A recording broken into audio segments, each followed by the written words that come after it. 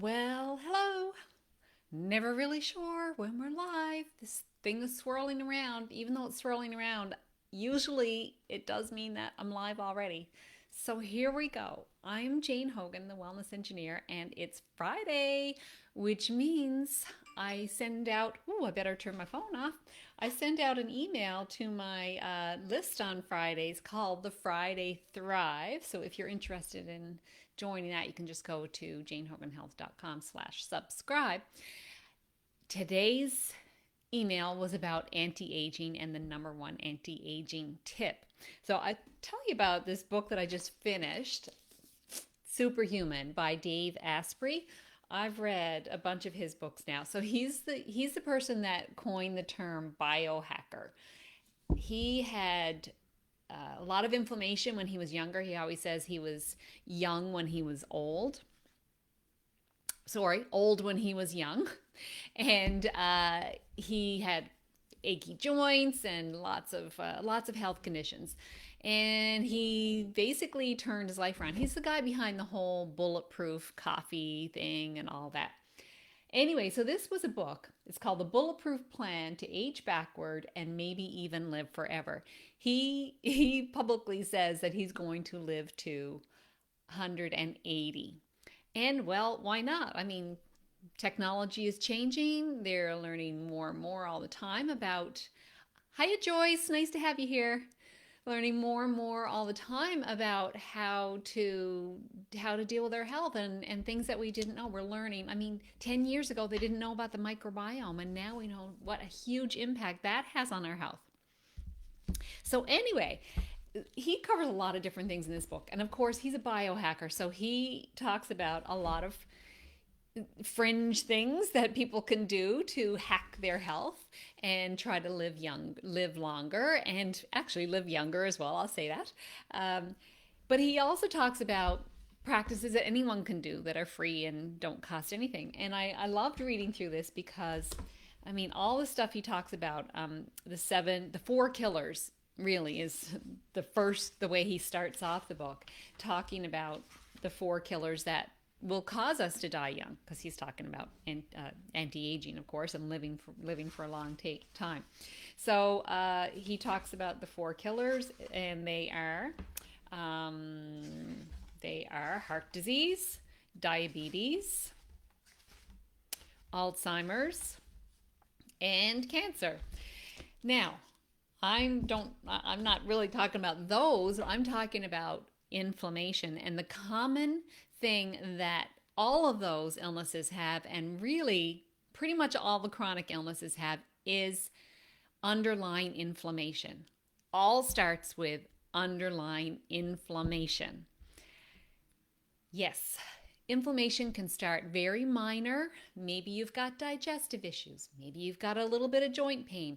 Maybe you've got some brain fog going on. Maybe you got like some skin issues, like a bit of rosacea or eczema or something like that.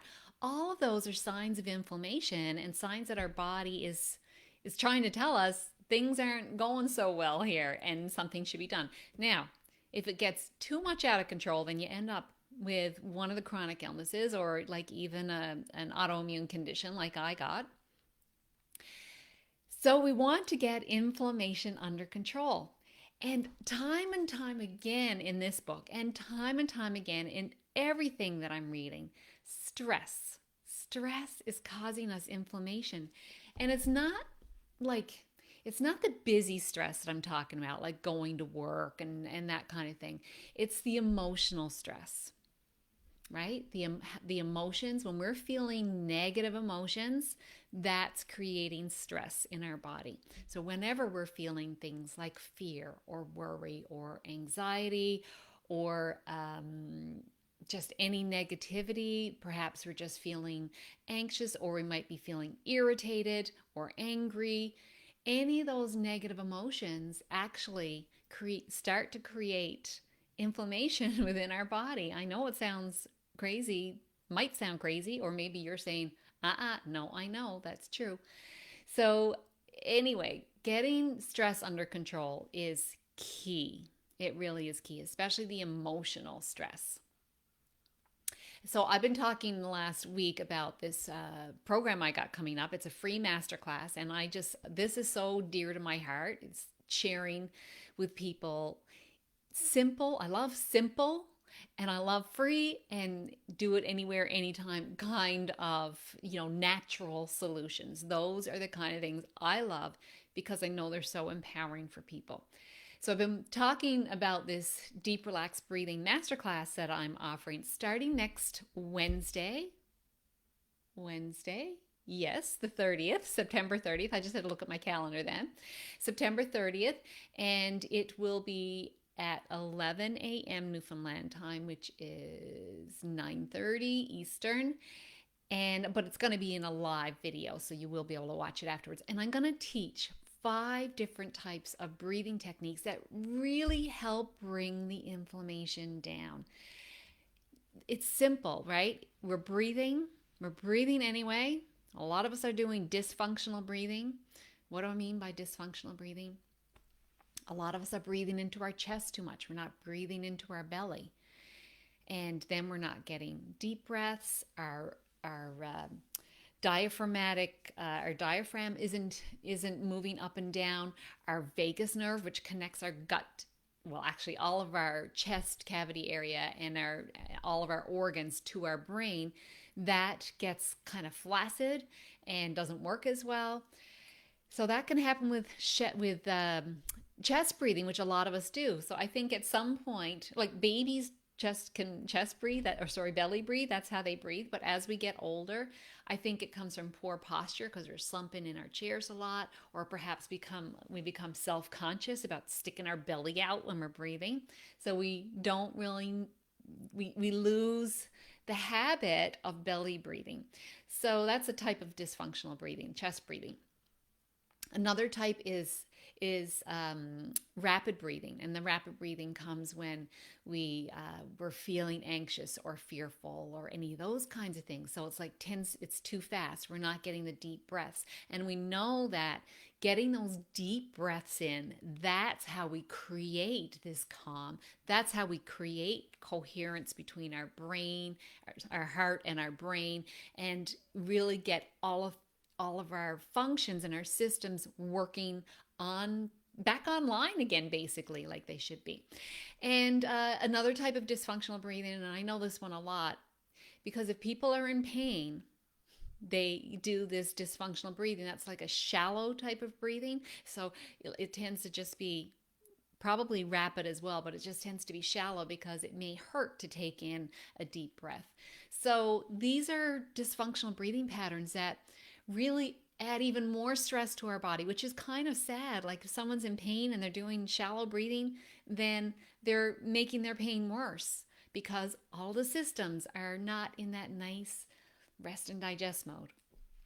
All right, so I hope I've convinced you. Well, so getting back to the anti-aging thing. So the other thing that happens when we learn to breathe properly and we're reducing stress and we're getting ourselves into that nice coherent state where we've got all of our systems working better, we also produce all of the things that help us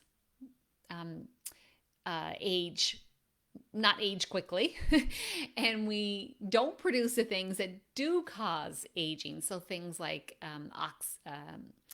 free radicals cause us to age more quickly. So really, the beautiful thing about any of these practices that you do to lower inflammation are also going to help with anti-aging. Our skin will look better, our hair will grow better, we'll feel better.